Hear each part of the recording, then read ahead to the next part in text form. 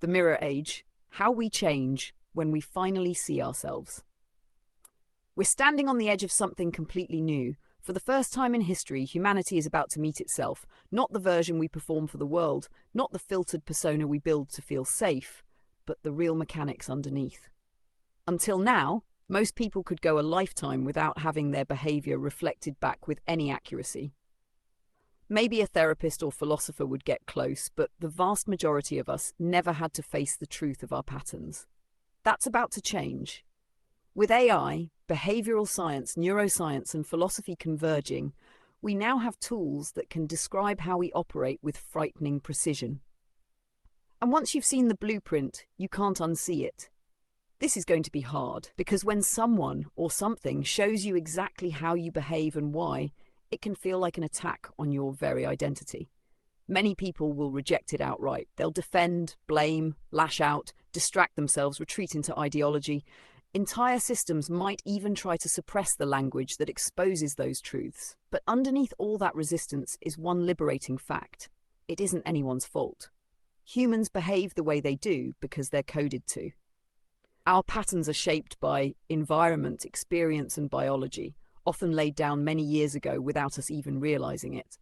These behaviors become automatic over time, and what we later label as narcissistic or manipulative are usually just exaggerated versions of basic human needs: to be seen, to feel safe, to matter. And that's where the hope lies, because if we can explain this clearly on a biological, philosophical, chemical level, then behavior stops being a permanent identity and becomes what it really is: a pattern. And patterns can change. For years we've said, you can't change a narcissist. Maybe that's not true. Maybe we just never had the language, the tools, or the understanding to explain how the machine works without shaming the person trapped inside it. If we meet people with love and responsibility instead of blame, even the hardest shell can crack. The work won't be easy. Real change has to come from the person themselves, and many will resist at first.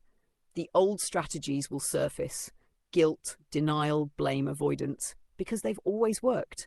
But if the people around them stop playing along, calmly hold up the mirror, those strategies lose their power.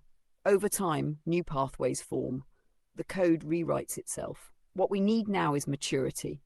Adults in the room who can say, open quote, "You're not broken, you're just running code that once kept you alive, but now it's running you, and you have the power to rewrite it." Close quote. This isn't about forcing people to change. It's about creating a culture that meets dysfunction with understanding, not indulgence, that treats maladaptive behavior as a solvable problem, not a permanent identity. If we can do that, if we combine science with compassion, honesty with patience, then this mirror age doesn't have to terrify us. It can become the next stage of our evolution, a society that finally sees itself clearly and chooses to grow. And hey, if all this sounds heavy, remember, it could be worse. We could still be stumbling around in the dark, never seeing what we're made of. At least now, we've got a light to work with.